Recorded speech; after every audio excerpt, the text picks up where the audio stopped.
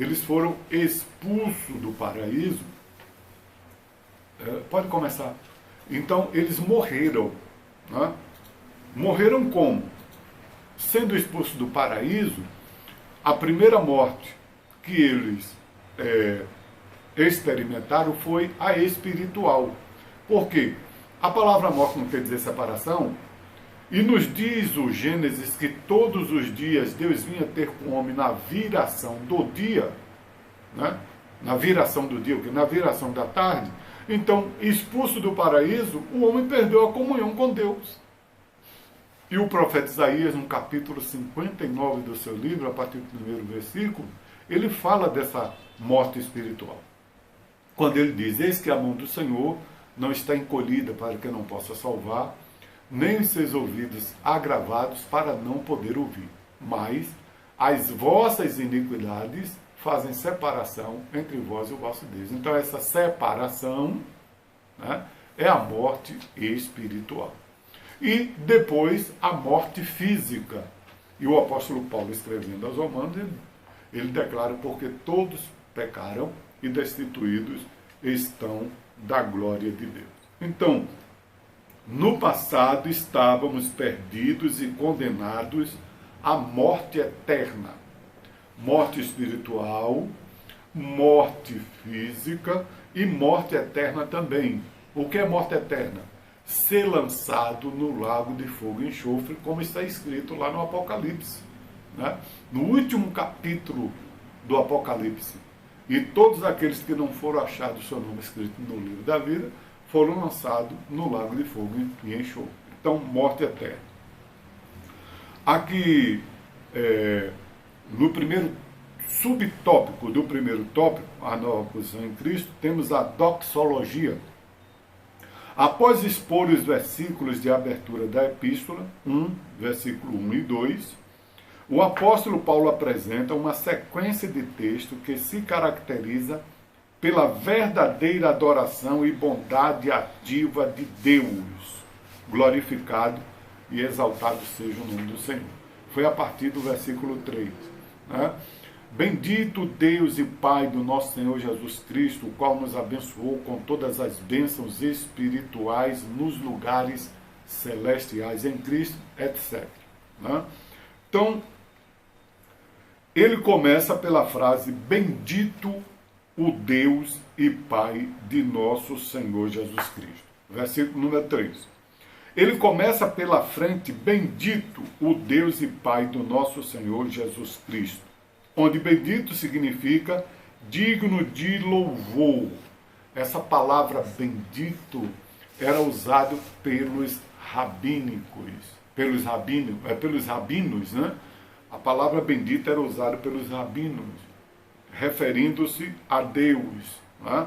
Bendito, ou seja, digno de louvor, digno de honra, digno de adoração.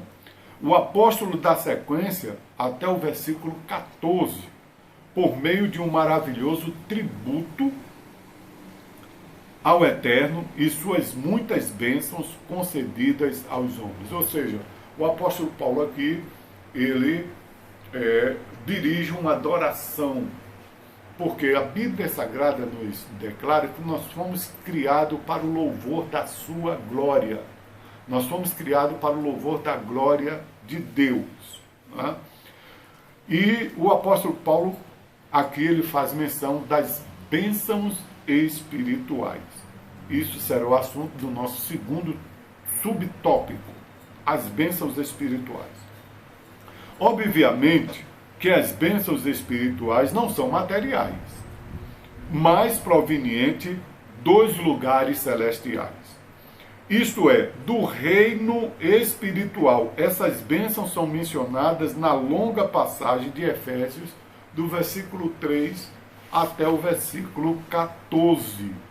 E a nossa leitura bíblica em classe foi Efésios 1, verso 3, verso 4, e fomos para o verso 9 até ao 14. Né? Então, na leitura bíblica em classe, nós temos a narrativa acerca dessas bênçãos espirituais. E Aqui o apóstolo Paulo, ele nos declara: Deus nos elegeu para sermos santos, versículo de 1 a 4. Ele nos elegeu para sermos santos. Nós já falamos na última aula do trimestre passado acerca do conceito de santidade, né? A palavra santo quer dizer separado, separado para a obra, separado para uma vida de piedade, separado para uma vida de devoção, separado para uma vida de submissão a Deus, separado para seguir os passos de Cristo. A palavra santidade não quer dizer que aquele que é santo é puro, não tem pecado, né? Já está na estatura de varão perfeito, né? Porque é esse o significado de santidade que o mundo conhece, né? Quando fala de santo, é uma pessoa que está no altar, uma pessoa imaculada, uma pessoa com virtudes, né? E até mediadora, onde as pessoas vão ao santo pelo qual ele é devoto para lhe fazer pedido, para ir a Deus, para ir a Jesus, pedir a Jesus, né? E esse não é o conceito bíblico de santo, né? Eu vou voltar um pouquinho no passado. Eu vou para a chamada de Abraão, rapidinho. Não estou saindo do assunto da lição, tá certo? Olha, antes de Abraão, vamos para a Torre de Babel, rapidinho. Na Torre de Babel, na confusão das línguas, eia, deixamos e confundamos as línguas, quando a Trindade Divina tomou essa decisão, o Pai juntamente com o Filho e com o Espírito Santo, qual foi a consequência, qual foi o resultado da confusão das línguas? Foi o surgimento das nações, porque era um só povo, só tinha um idioma, estavam todos juntos e querendo construir uma cidade vertical, que recebeu o nome de Torre de Babel, porque a distância parecia uma torre, né? Mas a Torre de Babel em si não era uma torre, sim uma cidade construída de andares e andares, né?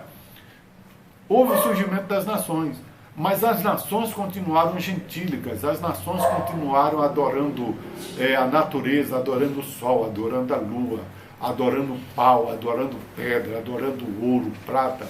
Então, a criatura adorava tudo menos o seu Criador. Então, aprove a Deus chamar Abrão da terra de Ur dos Caldeus, que era o idólatra também,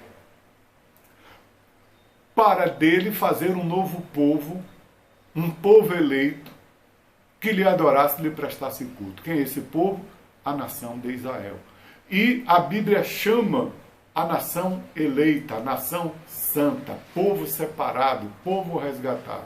Então, Deus escolheu um povo, por intermédio de um patriarca, para dele formar uma nação sacerdotal, para que lhe adorasse e lhe prestasse culto. Essa nação sacerdotal, né, na plenitude dos tempos, rejeitaram o seu Salvador. Fora com este, solta Barrabás e crucifica o Cristo. E ainda zombaram, que o sangue desse inocente caia sobre nós e sobre os nossos filhos. Então o apóstolo João, lá no Evangelho de João, ele nos escreve dizendo: ora, ele veio para o que era seu. Quem eram os seus? Os judeus. Mas os seus não o receberam. Mas todos aqueles que o recebeu, deu-lhes o poder de serem feitos filhos de Deus. Então, quem são esses? A igreja formada de um corpo misto, judeus e gentios.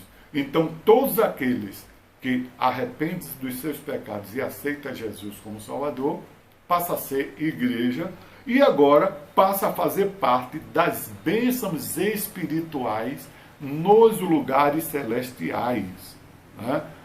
Que é o assunto do nosso segundo tópico, do nosso segundo subtópico do nosso primeiro tópico, da nossa revista lição de número 2, a sublimidade das bênçãos espirituais em Cristo Jesus. Obviamente que as bênçãos espirituais não são materiais, mas provenientes dos lugares celestiais, isto é, do reino espiritual. Essas bênçãos são mencionadas na longa passagem de Efésios, capítulo 1, versículo de 3 a 4. Eu já vos li e estou reforçando, tá bom? Vamos passar agora para o nosso terceiro subtópico. Vamos lá. A nova condição. A expressão em Cristo significa que somos abençoados com toda bênção espiritual. A partir de sua pessoa e obra realizada no Calvário, João capítulo 1, versículo 3, relaciona-se ainda com a nossa experiência de conversão a Ele, conforme 2 Coríntios, versículo 5 a 17. Essa nova vida é conferida somente para quem está em Cristo, isto é, o oposto da antiga vida em Adão, escravizada pelo pecado. Romanos 5, de 11 a 15. Então, quem está na vida antiga, no velho homem, está no pecado. Quem está em Cristo está em nova vida, é separado, é um santo e foi eleito. Ora, quando a Bíblia fala de eleição, o objetivo do tema do nosso trimestre fala de eleição, que ele nos elegeu nele. Quando o apóstolo Paulo está falando que que nos elegeu nele, presta bem atenção, quais são as três pessoas de singular? Eu, tu, ele. Quais são as três pessoas do plural? Nós, vós, eles, do qual o nos faz parte. Então o apóstolo Paulo não está falando dele, ele não está falando exclusivamente da pessoa dele, é porque o Senhor me elegeu. Ele está dizendo, é porque o Senhor nos elegeu. Então o apóstolo Paulo está falando em nome da igreja. A nação de Israel foi eleita. Rejeitou a Cristo, foi rejeitada, mas não definitivamente. Foi rejeitada por um pouco de tempo. Aí nós temos que ir para o livro do profeta Daniel, capítulo 9, quando o profeta Daniel recebe do anjo Gabriel, o anjo mensageiro de Deus, a profecia das 70 semanas, que 69 semanas está preparada para reedificar o muro, o templo, a adoração, expiar o pecado. E na 70ª semana o Messias viria. Mas só que na 69ª semana ele seria tirado, não seria visto. Então quer dizer, uma semana antes, essas semanas não são de dias, são semanas proféticas, ou seja, semanas de anos. Então, uma semana antes dele reinar, uma semana antes dele assentar no trono de Davi, seu pai, cumprindo a aliança que Deus fez com Davi e a profecia do anjo Gabriel para Maria, então ele foi tirado, fora com este. Solta Barrabás e crucifica o Cristo. Então, o relógio profético de Deus parou em relação a Israel. Então, a partir daí, Deus elegeu a igreja, levantou um novo povo para que lhe adorasse e lhe prestasse culto. Primeiro que foi eleito Israel, rejeitou a Cristo.